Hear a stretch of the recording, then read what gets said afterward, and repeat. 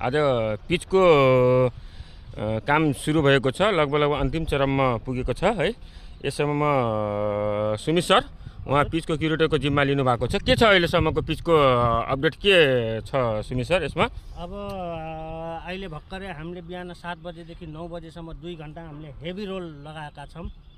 हिजो हामीले पुरै वाटरिङ गरेर पिचमा छोडेका थियौँ र हामी हेर्न सक्नुहुन्छ र पिचको कन्डिसन एकदमै पर्फेक्ट भएको छ। पुरै वुडल्यान्ड एरियामा पनि हामी हेर्न सक्छौँ माटो राम्रोसँग बसेको छ।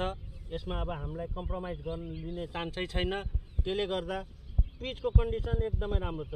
यो तपाईँको अब हामी 2 दिनको लागि यसलाई अब सुक्नको लागि हामी छोड्नेछौँ र सुकिसकेपछि यसलाई 2-3 ठाउँमा हामीले अलिकति तपाईँको रिङ हानेर यसलाई लेबलिङ गर्ने हाम्रो प्लानिङ छ। के छ यसपछि गेमहरू कसरी हुन्छ हाम्रो? के अरे यसैमा खेलाउने हो कि यसमा म्याट बिछाएर खेलाउने हो, कसरी हुन्छ यसपछि? अब यो तपाईँको सुकिसकेपछि अब हामीले यसमा मजाले अब इन्टरनेसनल स्ट्यान्डर्ड मापदण्ड अनुसार म्याट छ हामीसँग र त्यो म्याट यसको माथि बिठाउने छौँ र म्याटमा हामी 15 गतेदेखि पहिलो गेम उद्घाटन धोबिनपुर किङ्स र 7 स्टार बिच हुनेछ।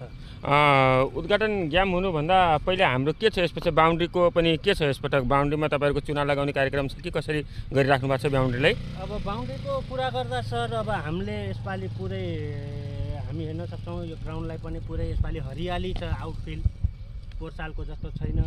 यसपालि पुरै ग्राउन्डको कन्डिसन हेर्न सक्छौँ। अफ साइड लेग साइड हामी खेलाउने त बोचेनबाट हो, तर ग्राउन्डको कन्डिसन एकदमै राम्रो छ र बााउन्ड्री मिनिमम पनि 60-65 मिटर हामी बनाउने यसपालि निधो गरेका छौँ र अब समय आउँदैछ र यसको पनि हामी अपडेट गर्नेछौँ। के छ बााउन्ड्रीमा चुनाहरू लाग्ने हो कि कसरी बनिरहेको छ बााउन्ड्रीहरू? बााउन्ड्री चुना हुँदैन सर यसपालि हामीले व्यवस्थित पुरै हामीले रोप मगाएको छौँ।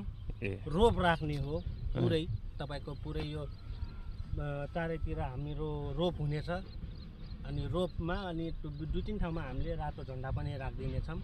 सधैँ गुनासो हुन्थ्यो यो आरपिएललाई भएन, युट्युब च्यानलहरूमा देखाउनु पर्यो, अनलाइन देखाउनु पर्यो भन्दै हुन्थ्यो सबैजनाले।